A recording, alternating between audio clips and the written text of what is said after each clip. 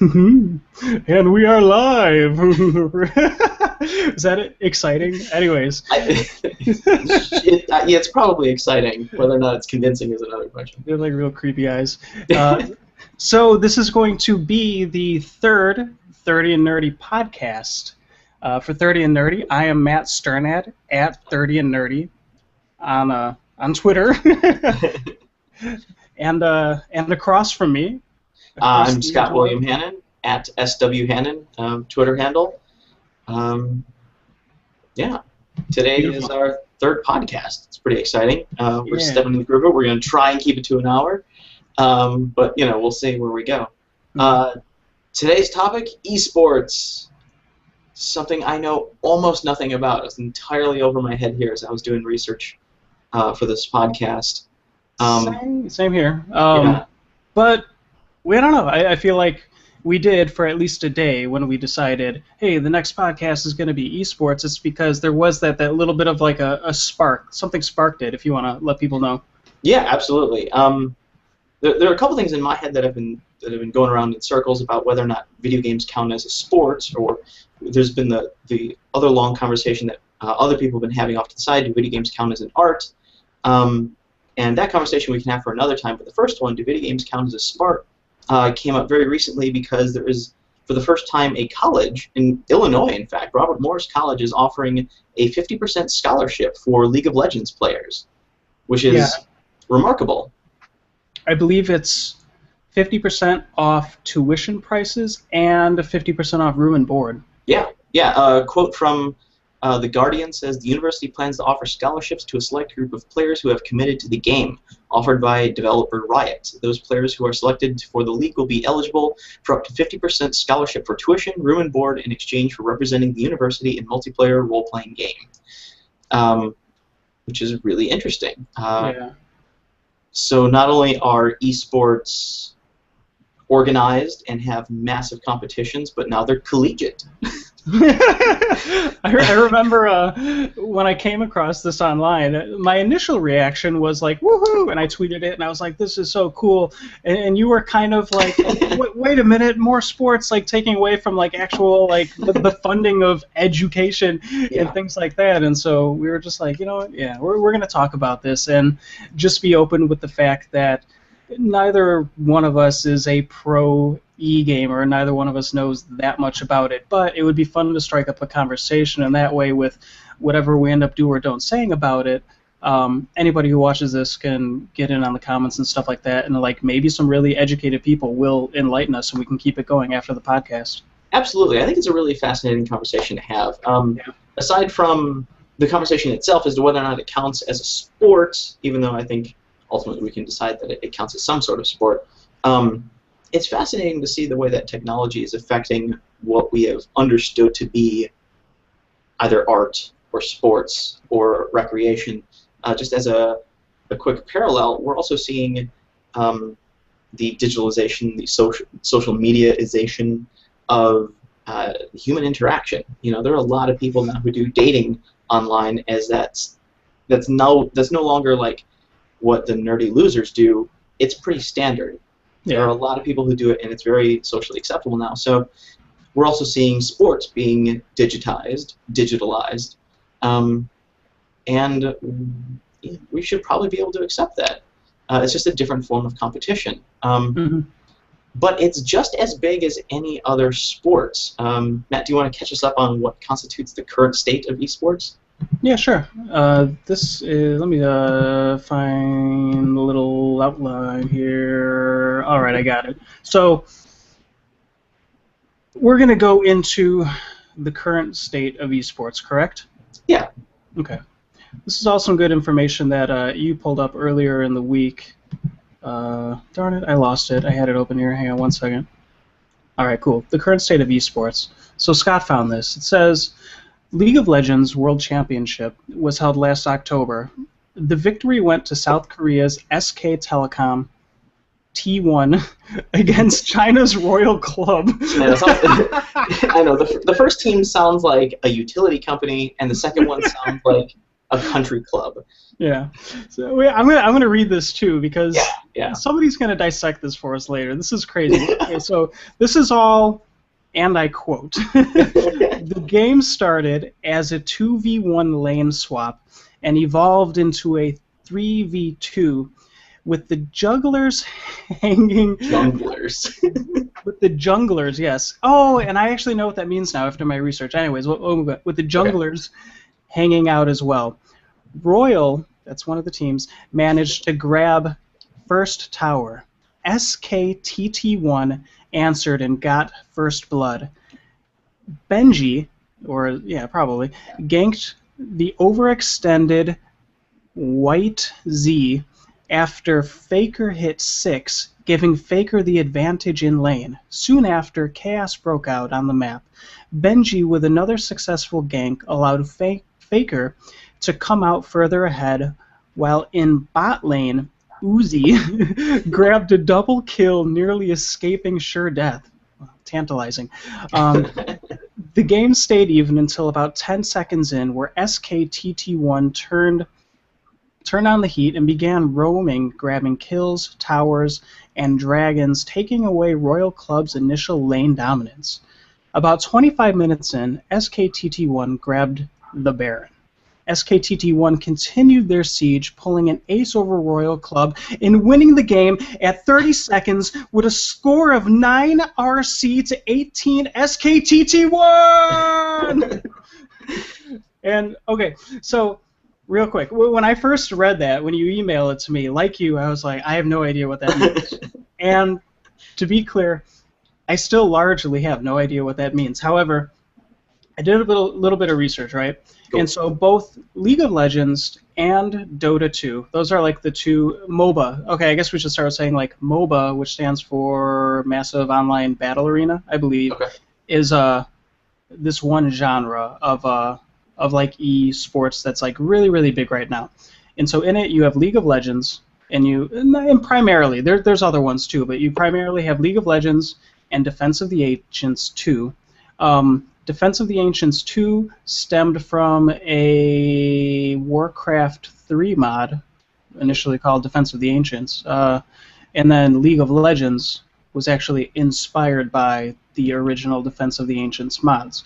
League of Legends is built and run by Riot Games, and Defense of the Ancients was either purchased, I believe it was purchased by Valve, and therefore only available on their Steam platform. But anyways, in these games, I mean, there's multiple game types and stuff like that, but you essentially have a team of players, and it's 5 versus 5, and there's kind of like a map with a river running through the map diagonally, and the point of each team is like in the corner of these maps on opposite ends, there's like a tower of sorts. So in one of the games it's called a Nexus, and the other one I believe it's the Ancient, which is why it's Defense of the Ancients. And so you run around these maps, you're a class, there's like a ton of different classes, and they all have like weapons and magic and stuff like that, and so you're killing like little NPC characters to get like money and experience, and you're using that money and experience to buff yourself up. You're using those buffs to kill dragons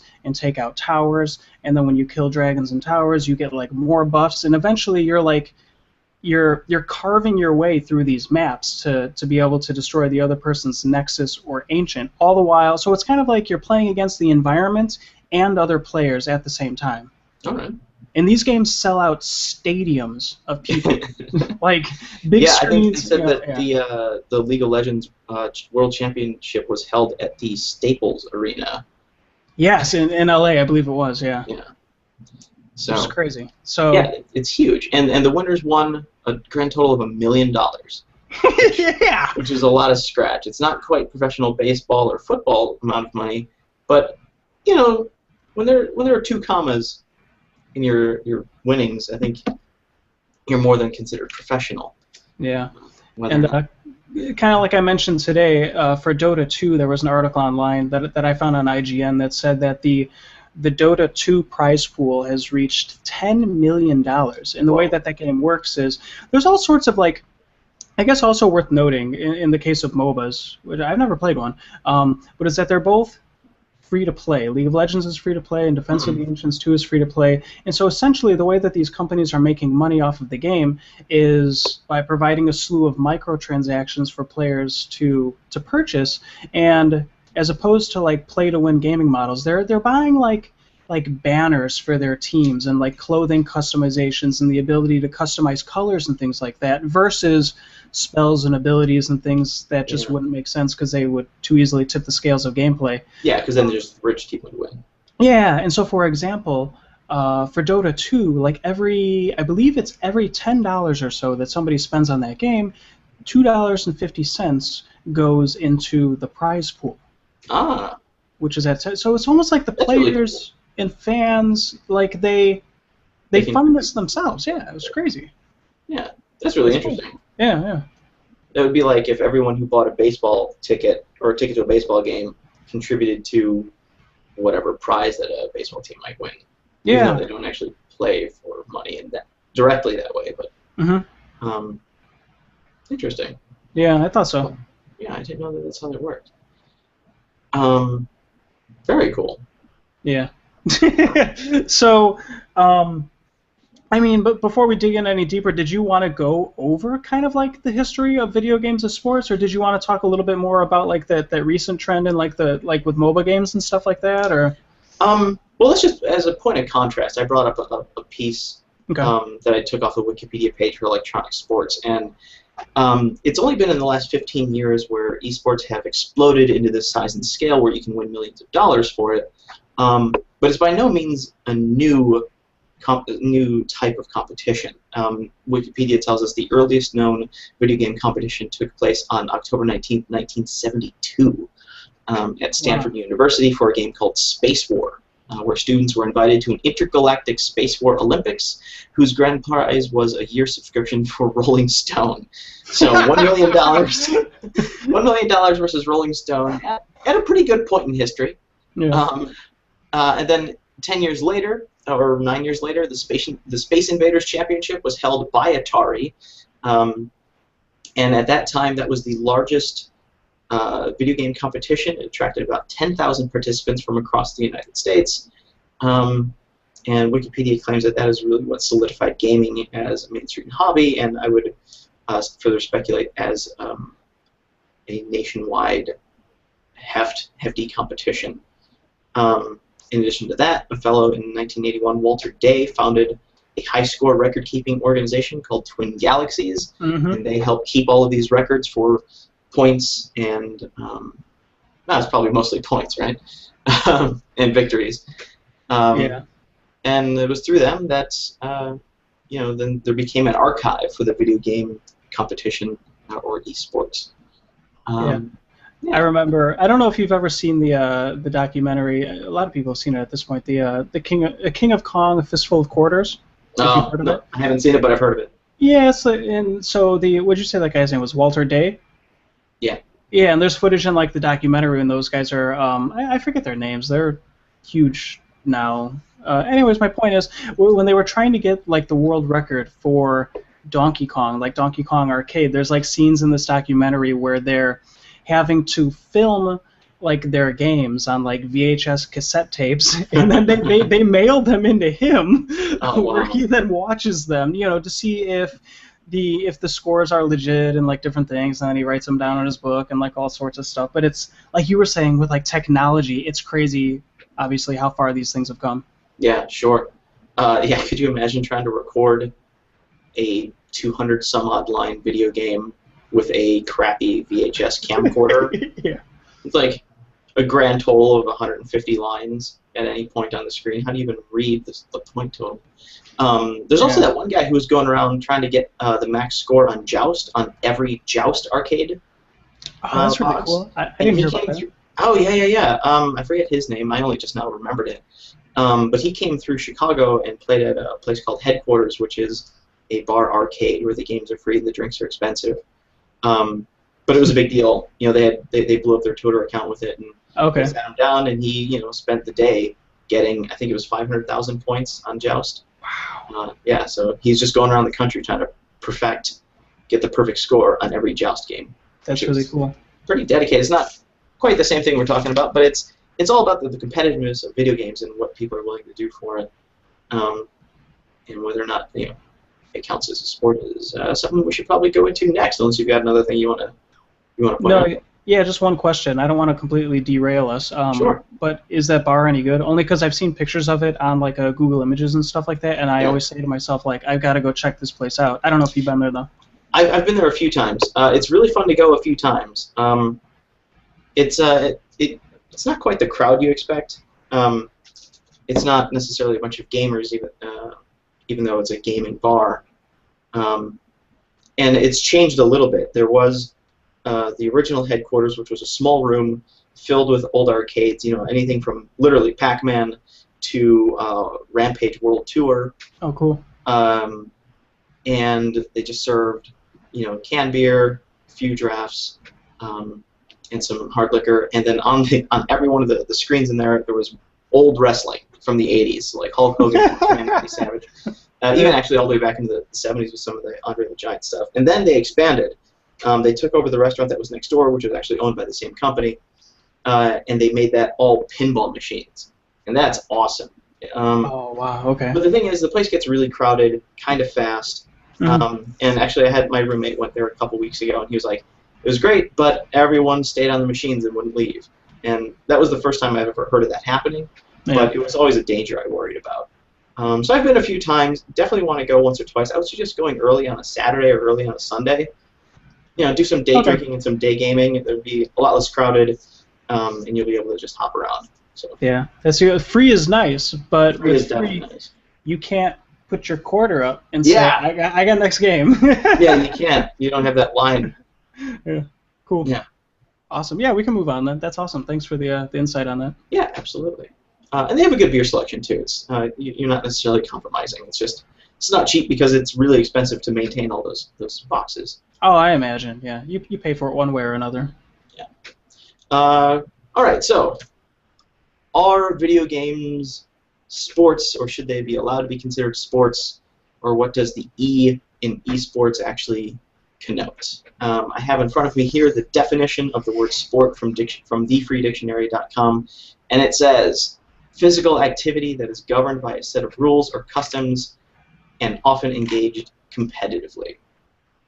You know what's funny about this? I don't know. Did we even see if the definition, therefore, of like e-sport is in any official dictionary? Because I'm just wondering, like, if you put the little e in front of that, then does like all the physical stuff turn into computers? It's like,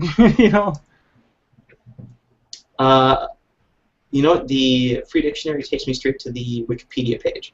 Okay. So that's actually the site I usually use for definitions. Okay. So one more time. Read that definition one more time. Yeah, absolutely. Oops, gotta scroll down. Physical activity that is governed by a set of rules or customs and often engaged in competitively. Okay. So in eSports, I mean, does like a good high heart rate, some profuse sweating, is that physical? Well, maybe there's a little bit sarcastic. Well, it's a little bit sarcastic, but there's actually something I was working on in the Dear Esther article that partially inspired this, where we do have the qualifier E for electronics, so electronic sports, and we're working in a virtual world, right? Very unreal in the case of League of Legends or of Dota 2, but that's not to say that you aren't engaged in the game on a physical level. We see a lot of modern technology being able to distinguish what, or not distinguish, but to gauge what a human being does and how they react under different circumstances. And under a lot of those circumstances, the test subject is tantalized virtually or artificially. So similarly, engaging in a competition of, say, StarCraft or League of Legends or even just Halo, whether it's professional or casual, you are engaging with it physically, And mentally, it's an invigorating experience, and it excites your senses, and it focuses your attention.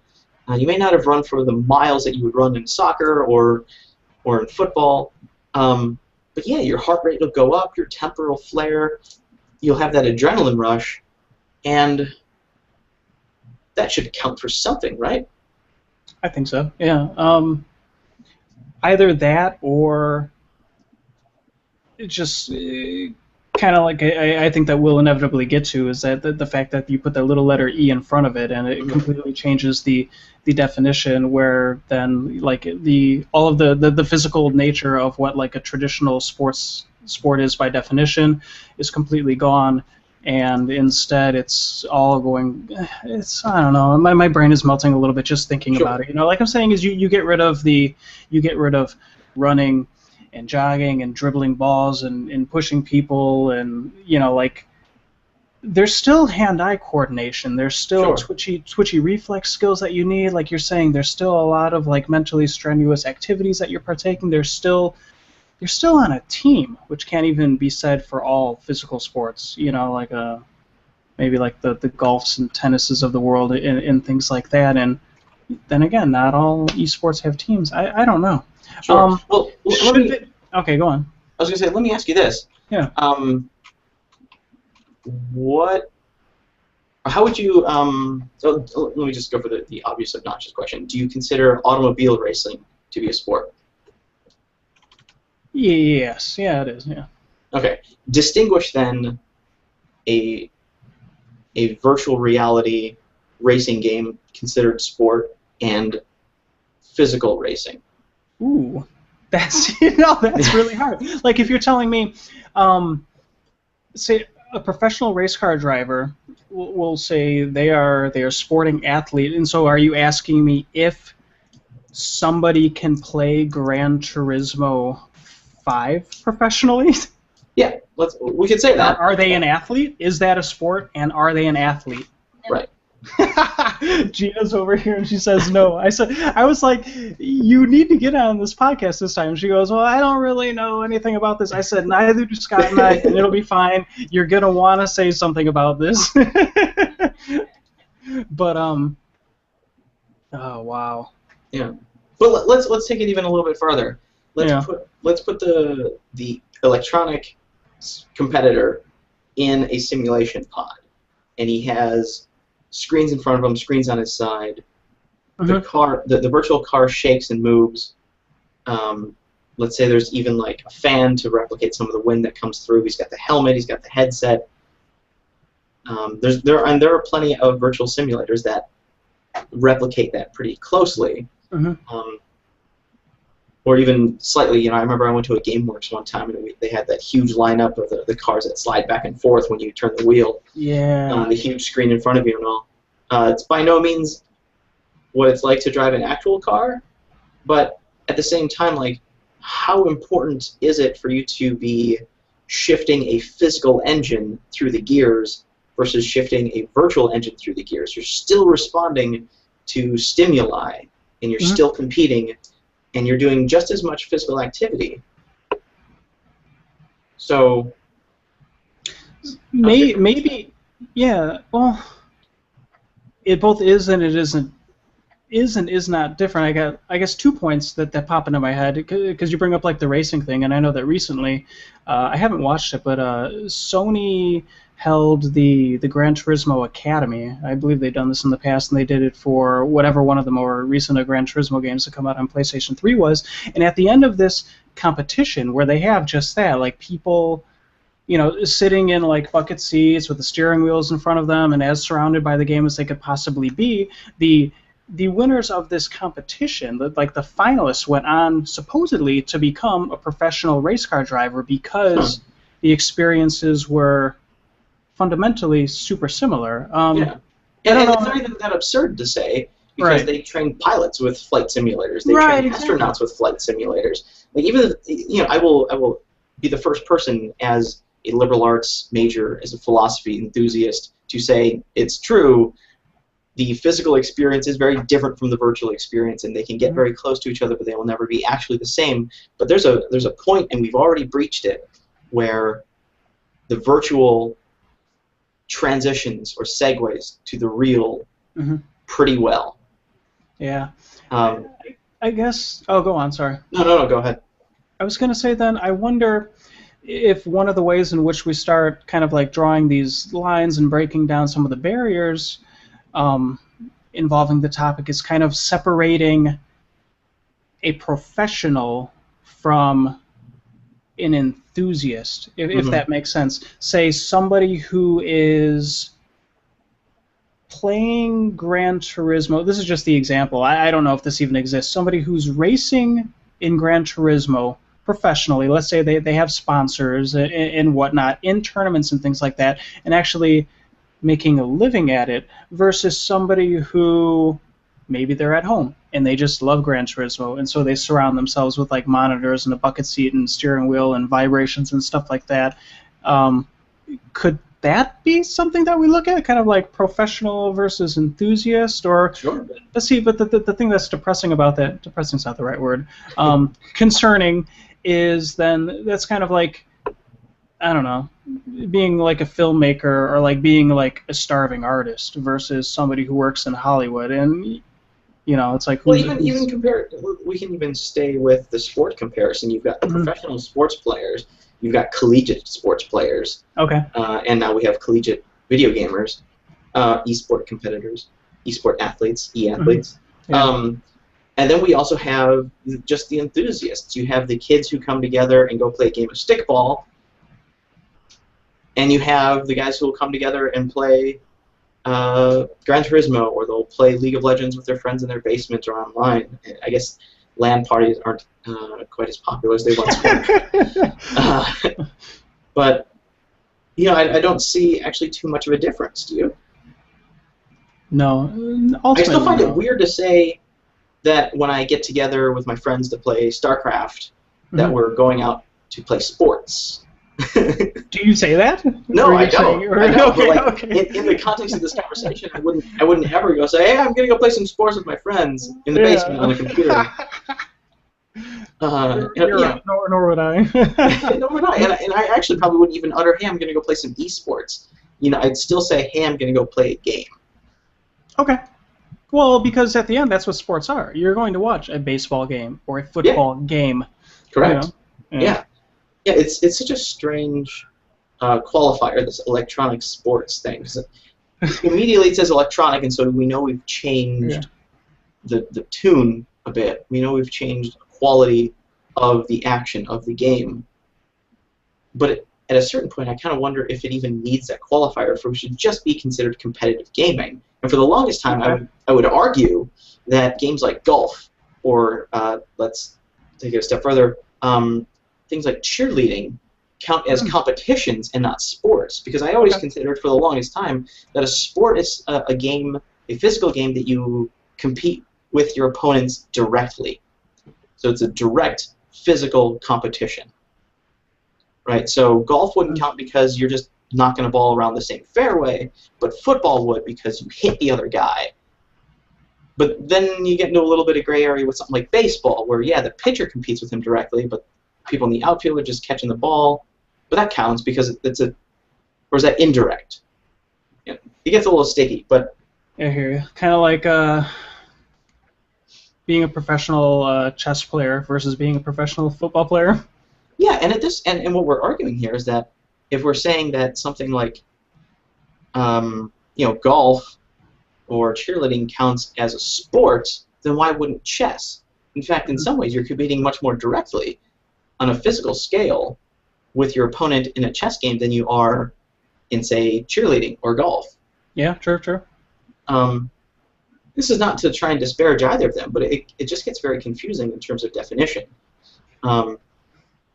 Chess, you don't have, well, you do. In fact, there's like speed chess where you have timed matches or you have timed rounds, and you have to decide within a certain amount of time. That makes it physical in a way, because now you're having to act within a very defined time frame. So why wouldn't chess then count as a sport? It's a good question. I think it definitely is a sport. Speaking of time frames, then, before we move on, let me try to derail us one more time. Sure. Not so much derailing it as much as being goofy here and seeing what you have to say. So we gave the example of a professional Gran Turismo racer as an athlete versus a professional race car driver. And we said that the Gran Turismo racer may be able to be considered like a professional. Did we say that? Maybe a professional athlete? Anyways, what I'm getting at real quick is the professional football player versus the professional Madden 2014 player. Are you saying there will be a physical difference between the two? There could be. I'm just saying. we don't even have to answer anything. You see what it's just. It's so funny how on certain examples it works, and certain examples there just has to be this like clear line differentiating the two. You know. Yeah, and it's funny because it seems like there would be such a clear distinction, right? If you say I'm an eSport athlete or I'm an e-athlete, Mm-hmm. you're gonna roll your eyes and be like, yeah, that's not really a sport. And then if you say, hey, I'm a football player, you're like, oh, well, I can tell. Right. And you even brought it up in one of the show notes that you wanted to discuss. Is like, how would at some point a parent look at their kid and go, yeah, he's gonna be a great League of Legends player someday. I know, right? Yeah. Which is, it kind of goes back to the scholarship thing when I was just kind of like, what? Like, Yeah. This is both amazing and strange. Yeah, and my initial reaction, you mentioned the tweet that you put up about how exciting it is to see that it's being accepted as a collegiate sport. And, you know, I guess since then, even though my initial reaction was pretty negative, I've at least come to accept it. But my initial reaction is, one, I don't want it taking away money from education like regular sports do, or traditional sports, I should say. And in addition to that, like, I don't want to see the culture of sports leak into video games, which is already too late. I should have noticed that right away. Because we already have these giant competitions with large sums of money as their prize, and there are sponsorships, and there are national teams, there are world championships. So that culture has already become a part of video gaming. It's not something that I can prevent or something that I can even really massage out at this moment. But and we could probably save the second part of this for last, but what fascinates me is that my interest in video games is in the artistic side, in the more playful aspect of a game. And I say play not just as a light activity, but as like a stage play or a screenplay. You know, to engage with it in its thematics, and its storytelling, and its character, and its virtual interaction. That's what I love about video games. And it's not that an esport lacks virtual interaction, but it emphasizes a very different part of the medium. And what I find fascinating is that the medium of video game is able to encompass art and sport. And it's fascinating to me. We can get to it later, though.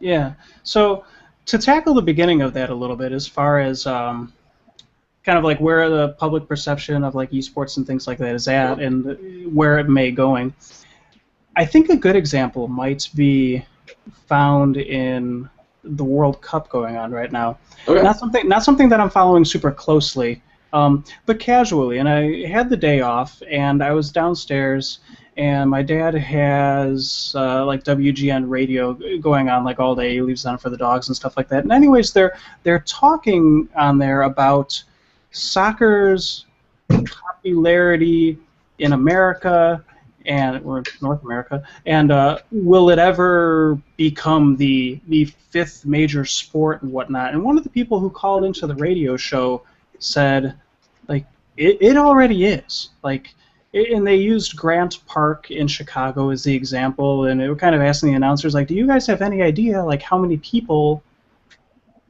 you know, went to Grant Park and watched the show together as like a single entity full of like energy and stuff like that on like, you know, big screen projectors and stuff like that there. And it was almost like the second that the popularity of it was kind of like solidified or brought to light to the announcers, that they were kind of like, oh, okay, well, I guess you're right. Like, I guess it is this big thing. And while I do think it's going to take quite a while for esports or the idea of eSports to not be scoffed at by the general public, I think we are going to get there. And I think it's going to be like soccer / European football, where it's just going to take some time. Yeah, it's actually fantastic that you brought up the World Cup in particular in its terms of popularity, because this year NPR has an article about this. The title is World Cup Ratings Spike: How Popular is Soccer in the U.S.? And they go on to discuss that this year, or this World Cup, has skyrocketed over previous years.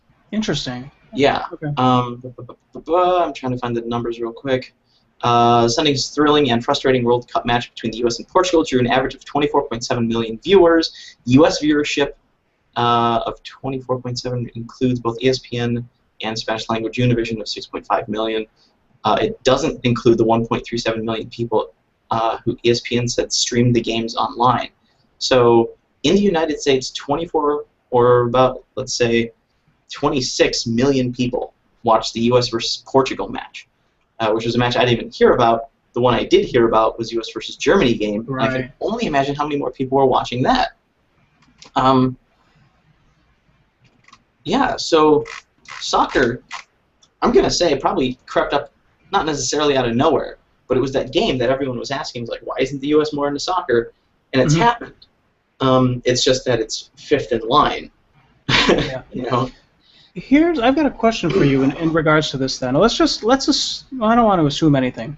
I personally feel like part of the reason for this spike could be because obviously like things like Facebook and Twitter and Google Plus have been around for a while now. It seems like Facebook's been around forever, but things like Twitter and like streaming services for sports and stuff like that, it's just like they keep gaining momentum over time and like over the years. So it just might be like this time where it's kind of like there's enough people tweeting and sharing information that new people are saying, oh wow, soccer's big, like, you know, like maybe I should watch it, everyone's watching it, and like that sort of thing.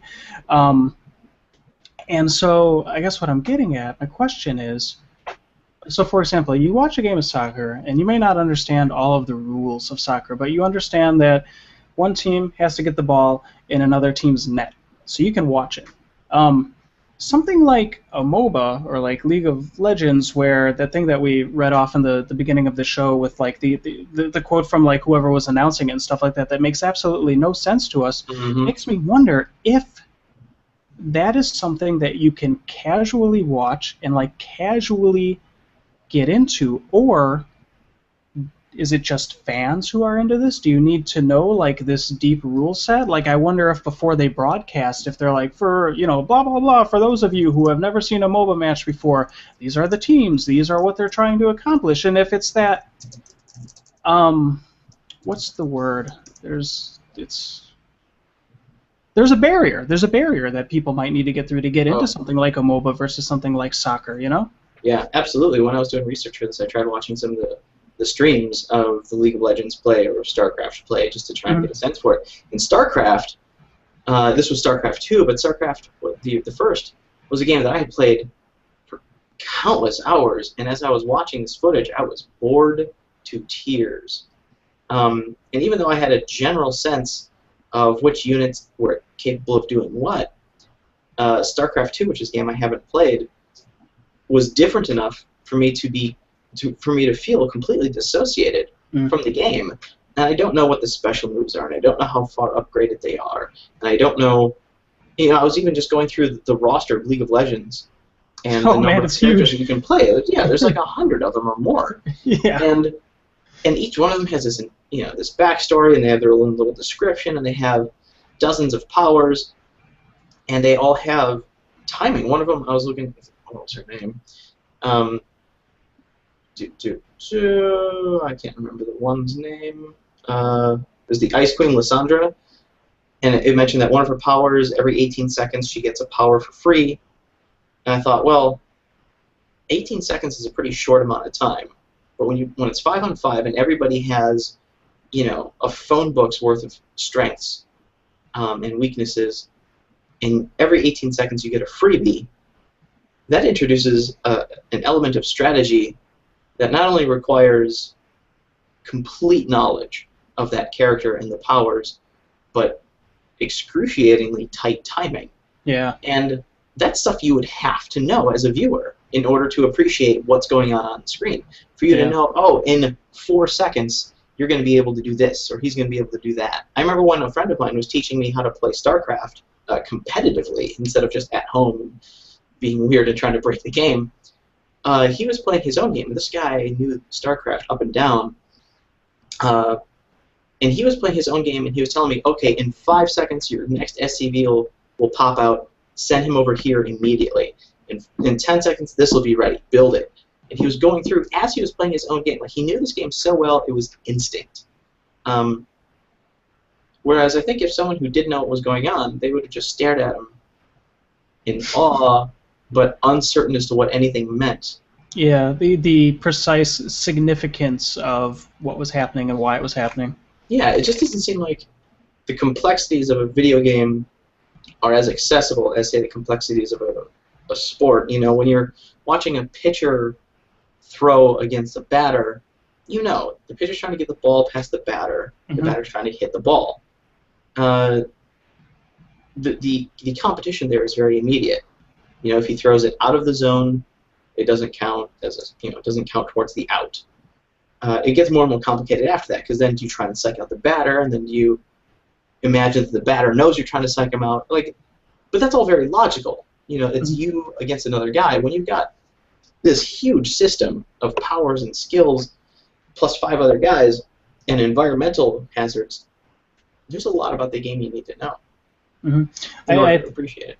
I think one of the things that might be a little bit different about the two from a spectating perspective also is kind of like you were saying, there's that you can understand the psychology between a pitcher and a batter, and I think to a certain extent you can also put yourself in those positions, whether it's just having played a little bit in high school or middle school, or maybe you played a little bit of baseball or soccer or basketball. It's like these are things that you've partook in one place or another. Things like MOBAs or like fighting games or like shooting games and stuff like that, we're not quite at the point where everybody has tried them out and everybody can remember what it feels like to be Ryu or Ken and be going toe-to-toe with your friend and have your life bar come down to a sliver when one person gets the hit off and like the room of friends goes, oh, you know, because it happens, and it's the same thing in a stadium of soccer fans, you know? Yeah, absolutely.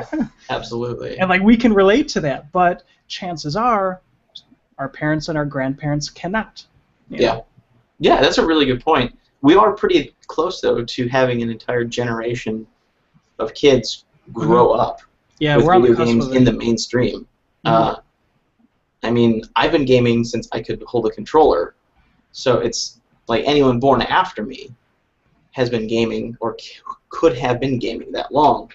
It's a very different flavor of gaming, but, you know, it's been about since StarCraft, which is '99, that competitive gaming has reached a large scale, and that puts the new gamer at 15, 16.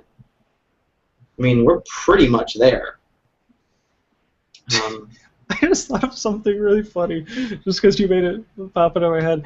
I just, like, sorry, real quick. You know how, like, the Wii kind of, like, breached that casual market? We're talking about, like, parents and grandparents and, like, generations of people playing video games, and, like, the Wii, especially Wii Sports, was, like, that thing that, you know, like mom and grandma and whoever like found like, oh, like video games for the first time. And I wonder if with like the popularity of like Wii bowling and stuff like that, if you can look at the launch of the Wii and then look at like bowling ratings on television and like see this spike at the same time. Sorry, it was just totally ridiculous. I just well, I don't know. Just to come from the other direction, my grandpa and my mom.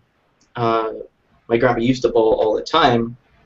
He was a huge bowler, and as he got older and less able to go out bowling, we actually bought him a Wii. And oh, wow. It came with Wii Sports, and we even bought the stupid little plastic bowling ball that you could put the controller inside. And he bowled just as well in Wii bowling as he did at a bowling alley. That's awesome. So That's so cool. that is cool, and he loved it. I don't think he played it very often when we weren't there, but Yeah. um, it was interesting to see the very clear parallel that could be drawn between Mm-hmm. little Wiimote and the actual ball. Yeah. Again, that takes us back to how good virtual simulations have become in Yeah. the way that they can transition into the real thing. Of course, we know it's very different to hold a 16-pound bowling ball versus a 4.5-ounce Nintendo remote. Yeah. But there's something to be exchanged between them. Something you were saying also made me think of another part of this conversation. About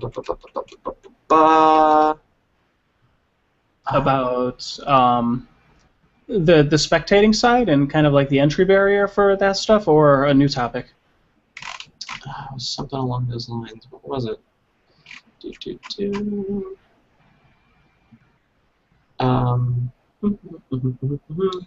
Was it in our little agenda thing? That's what I'm checking. I'm not seeing it, so I must have just come to me while you're talking, and now I've lost it. Oh well. Maybe later.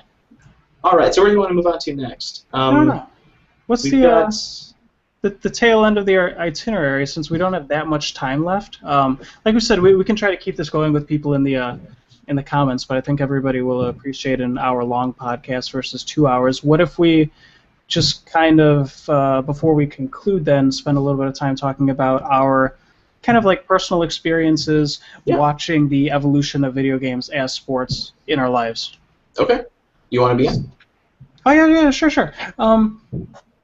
I guess, like being somebody who started playing video games from the time we had a square little NES controller in my hand, to going and playing things like Virtual Fighter and like Street Fighter 2 for the first time in arcades, and getting really excited when, say, like stuff like Mortal Kombat came out and I could stand there and I could go head-to-head with somebody. I don't think I personally could have ever envisioned the day that something like the EVO tournaments, and I don't know what EVO stands for, EVO, but it's like the big fighting game tournament that's also held in some stadium somewhere that like millions of people watch online, and like the stadium sells out, and they have like, it's like a weekend full of Street Fighter 4, Killer Instinct, Mortal Kombat, Marvel vs. Capcom, and like all these games. Super Smash Brothers is there sometimes, and I don't know that I could have seen it coming. I don't even think that I could have comprehended it.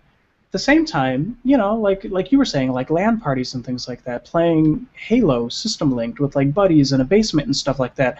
I don't know if I could have ever seen the day where like teams had Red Bull like in sponsorships and things like that, and we're playing these games like competitively. It blows my mind in the best possible way. And at the same time, and I feel like this is the same thing with you, and you'll have a chance to correct me if I'm wrong, I don't think that I can ever get to the point, nor do I want to, where like I'm competing on that level with those games, because like you, I'm very much, I'm in games for the storyline and the experience, and a lot of like the the artisticness of them and whatnot goes hand in hand with that. But also, quite frankly, I don't have the time to dedicate to it. I don't have like the Twitch skills, and I know where my strengths and weaknesses are, and I can't do it. I'm not a good enough Twitch gamer. My time is past. Like people in their prime right now are like probably in the range of like 17 to like 23 years old. Yeah. Maybe even younger. But like with in a lot of states and areas and stuff like that, with mature rated titles and whatnot, have to be at least 17 to be playing and stuff like that. So point of my story is it's really awesome seeing the evolution of them. Could have never seen it coming, but I'm personally here to embrace it. I think it's really, really cool that video games can sell out stadiums worth of people and still have millions of people streaming online. Like I think that's fantastic. Yeah. Actually, I remembered the point I wanted to make, or at least the point I wanted to bring up about streaming online. Websites like Twitch that have popularized the viewing of video games as not as a sport, but as an activity, right? So now we don't just have the people gathering together at these conventions all at one time, but we have the ability to stream the event as we would the Super Bowl or the World Series or the World Cup. And on top of that, Twitch isn't just you're not just watching on TV, but you're watching it on the internet, which is where where video games have come to thrive. Yes. And so it's a great way to not just embrace eSports, but to embrace the technology that comes with them. Yeah. I agree. I think it's cool. Like, not only that, but while you're spectating, usually they have like a chat room, going, as long as it's not like bogging down like the bandwidth and things like that. And, yeah, you could just sit and talk and hoo-ha and. Yeah. Every Sunday night I watch a show on GameSpot's Twitch account called House of Horrors. Oh yeah, I've seen their, not live, but I've seen the other, Yeah. The replay. It's fun. I think actually you should really check it out. You're a big survival horror fan, and that's all they play. It's the two girls, right? Do it together. Yeah. Zorian T and Jess McDonald. Yes. They're from GameSpot Australia. They're really fun. They're very different people, and they both have to sit there and play the same game. And it's fun to watch the two of them interact and try and make their way through a game. It's about an hour long each night, or each Sunday. Sometimes they go longer, sometimes it's shorter, of course. But yeah, it's fun because I don't get to play all these games, but I do get to then watch them and see how they work. And with two charismatic hosts, it's very enjoyable. And otherwise, I don't really watch anything else on Twitch, but it's got me thinking, what else is on that I could be watching. Yeah. Speaking of spectating, I think that's. I try to catch the Evo fighting game tournaments live. Sometimes I do, sometimes I don't. But I always watch them in retrospect, and it's like we were saying, kind of like going back to that parallel between having played baseball and being able to go into the mind of a batter and pitcher, etc. Having played fighting games from time to time at the most casual of level, where if you're super casual and you're still playing somebody else who's super casual, you guys feel like you're badasses. You're just like like going head to head, and it's the most hardcore thing ever. And then you watch these people play these fighting games who are like professional fighting game aficionados, and they just do the most incredible things, and you can tell that the crowd knows it's amazing. You're sitting behind your computer monitor and you know it's amazing, and to a certain extent you can feel at least a little bit of that energy that must be there in that room, because they are just exciting to watch sometimes. Yeah, but especially if you know how the game's working, right? Yeah. Because you can even like a fighting game, which is very visual, and something familiar. We were all at least somewhat familiar with how fighting another human being works. And even if you're watching a game like Marvel vs. Capcom, you got these crazy powers. You understand the life bar, and you understand that when the other guy gets hit, that starts to go down, and then when it's down, it's over.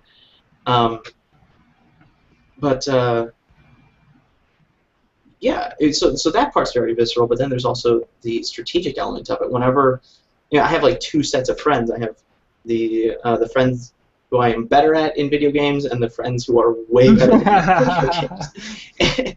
And so when I transition from one to the other, and one or the other's there, they're like, "Gee, Scott, you beat us all the time. How come you're losing to this guy all the time?" It's like, because there are so many gamers who are so much better than me out there, and they spend all day long playing this one game. And that's actually something, maybe that'll just be a good segue into my final thoughts on eSports. It's not something, if I really thought about it at the time, I would have known that this was going on in video games. There's even, like Pinball Wizard, the song. You think, well, there are some people who take it to an obsessive level, and humans will always do that. And I would have known, even casually, that there were these competitions going on and people were winning money. I never would have considered it, though, a professional sport, something that you could do full time. Rather, it seems more like the early days of any of the other professional sports, where they had to have a part-time job or they had to have a full-time job on the side, and they played that sport in the summer because it wasn't as big of a national or citywide event. And so maybe we're just in those nascent days of the video game sport, where they can win a lot of money right now, and I suppose $1 million split amongst 5 people, you can probably get by for the year. I might retire. Well, okay, yeah, it'd still be hard to do that. But, yeah. But one of the things about the culture of esports that I'm not thrilled by is something that you mentioned earlier, that there are some of the StarCraft players or some of these other players that are afraid to play other games for fear of losing their touch. Oh yeah, we didn't really get on that. Yeah. And how sad, would that be to not be able to experience the wealth of the video game world, especially at this point in time, where it's exploding in all directions, and there's so much to experience on either end, on either the artistic or the sport end. Because, League of Legends is what, 6 years old? Maybe, yeah. Yeah, I think I saw that it was made in 2008 or 2010, something along those lines. Yeah, 8 or 9, I forget. Yeah. You're right, though. Yeah, it's one of those years. Yeah, I don't think I would want to be strapped down to just that one game, And I'm sure traditional athletes have a similar issue. We don't see too many crossover athletes anymore. Not that there were ever like a plethora of them, but Bo Jackson. Bo Jackson was Deion Sanders, or who's the other guy that was a crossover sport? Jordan played baseball for a while. Jordan played baseball for a while, but not at the same time as basketball. All right. But yeah, I don't know. There's a certain point where the game actually stops being a game, and of course you would say, well, yeah, it becomes a profession. But I feel like you strip away a lot of the beauty of the game for the sake of perfection or strategic eloquence. And that's just what people do. They will take one thing and they will run with it to a logical or illogical conclusion. And obviously these people like it. They're making a lot of money doing it. They're playing a game that they clearly love and they've invested a lot of time and energy into. So okay, it's not what I want to do, it's what they want to do. It's the same thing with traditional sports, though. I don't want to spend that much time playing traditional sports either. So what's funny is that I'm having a very similar reaction to esports as I do professional sports. I like the idea of the competition, and I can appreciate good sportsmanship, but I don't have an interest in it on that scale. Because it takes away so much of what I would consider to be the enjoyment of the game for the sake of just doing it better than another person. Yeah. Sounds good. Yeah. I get you. At the same time, I wonder if athletes who are as heavily invested into StarCraft 2 or League of Legends or like Dota 2 as they are, if it's that fear of almost like, yeah, I could be good at League of Legends and Dota 2 and StarCraft 2, in which case I'm like this strategy MOBA jack of all trades, master of none. It's that fear of the second I start branching out too much, I risk never being able to become the best in the world at any of these games. There's a thought I just had as well. Not only do you risk not being able to be best at League of Legends, but I don't know, do you know, is League of Legends, this may be an awful question, is it a browser-based game? Oh, man. My question mostly rests on... I don't even know. Yeah, my question mostly stems from the concern about obsolescence, which is something we see in... We discussed a little bit in our last podcast. But how long will you be able to play League of Legends before they have to update it? And I know they come out with updates pretty regularly, but I'm reminded of the Guild, I think season 3 or 4, where they start putting out updates to the game. They talk about how it ruins the game and how this cleric has got nerfed. And how does that change the game? I'm not sure.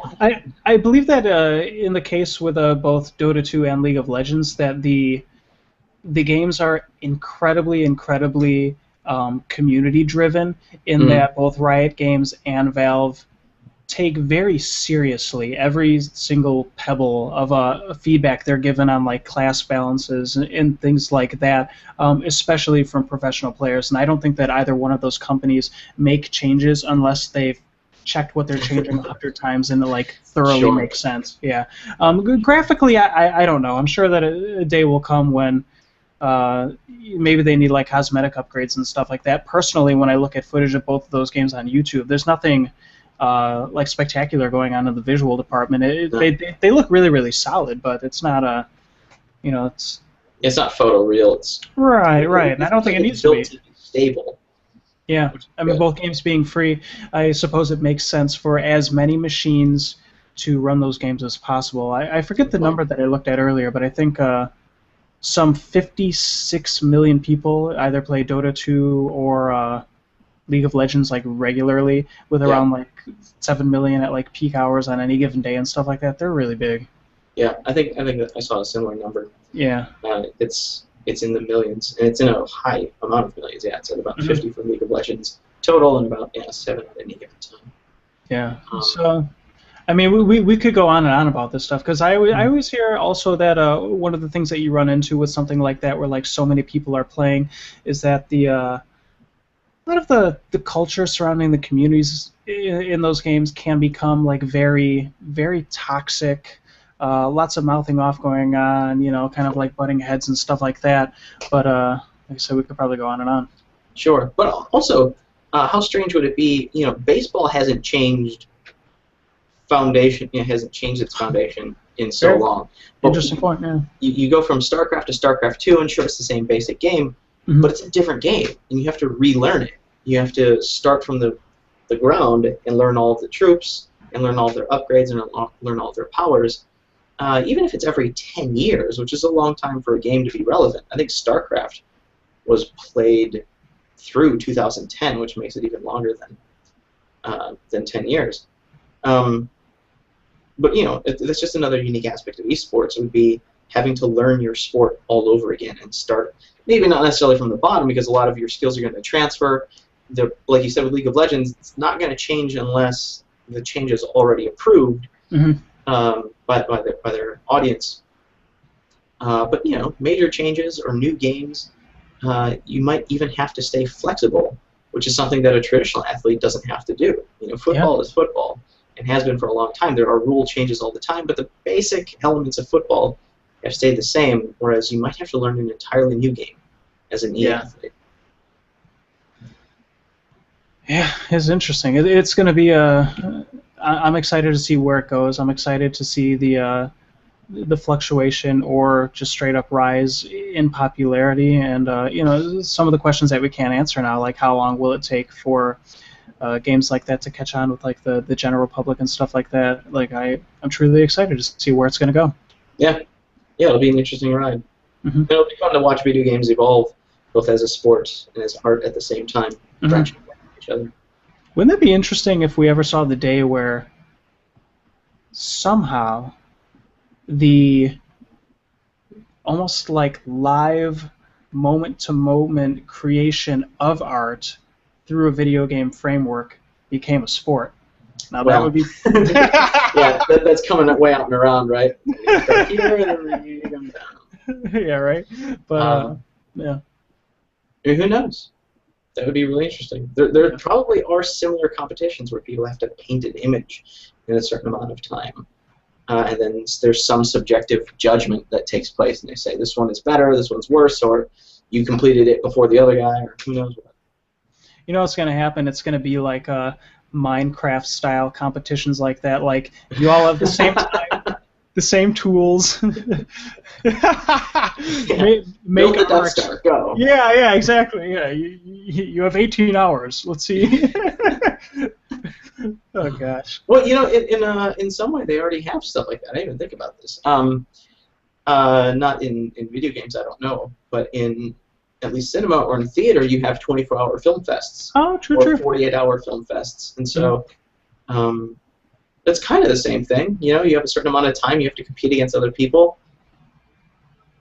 Yeah. Oh yeah, I was gonna say, but are those sports? I don't know. There are competitions, but at the same time, when you're racing around trying to get a shot, or let's think about it. A play, as you're performing live on stage, is of course very physical. And even though it's not direct competition against another person, we've already discussed that it might not have to be direct competition because golf and cheerleading and all these other sports aren't directly physically competitive. Yeah.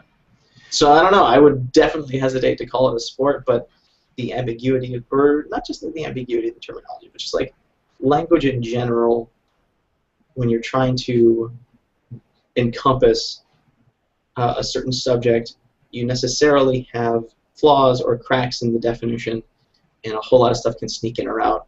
And I think it's really important, even though really important to remember that even though the purpose of language, the purpose of a word is to help pinpoint something and to point to something, we also have to remember that nothing plays by the rules of our definitions. You know, the only thing that actually plays by the rules of our definitions are laws of physics, and even then, those aren't our definitions that they play by. We've just discovered them. So yeah, basically, we just take it with a grain of salt and enjoy it for what it is, whatever it may be. Yeah, just keep observing it and conversing about it, discussing it, and just building a culture around it that's just like this healthy framework to analyze it and everything else. Yeah, the ability to engage and discuss with other people. Yeah. It's just it's an agent of interaction. Exactly. That may be a solid note to to jump out of here. I don't know if we're gonna get another shot like this. All right. As much as I feel like we could keep going. Do you have any final thoughts, or? I don't have any final thoughts on eSports, but I did want to mention that Steam still has its summer sale going on, and I've spent way too much money on it.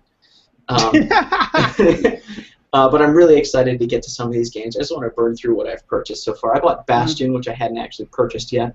I bought Broken Age. I bought Drift Moon. I bought Gone Home. I bought... What is the next one on here? I bought Slender, The Arrival, which is sort of interesting. Slenderman, very quickly, is an internet-created mythical creature who kidnaps children. Look it up. It's actually, there's some really creepy photos. They're clearly photoshopped or staged, but they're good. And I also bought The Stanley Parable and Walking Dead Season 2. Nice. Interesting thing about The Stanley Parable, I haven't played the game, but I tried the demo because I heard that the demo in and of itself is kind of like a separate entity from the game that uses the same kind of like genre or like framework with what the game does, but does it in demo form. So interesting.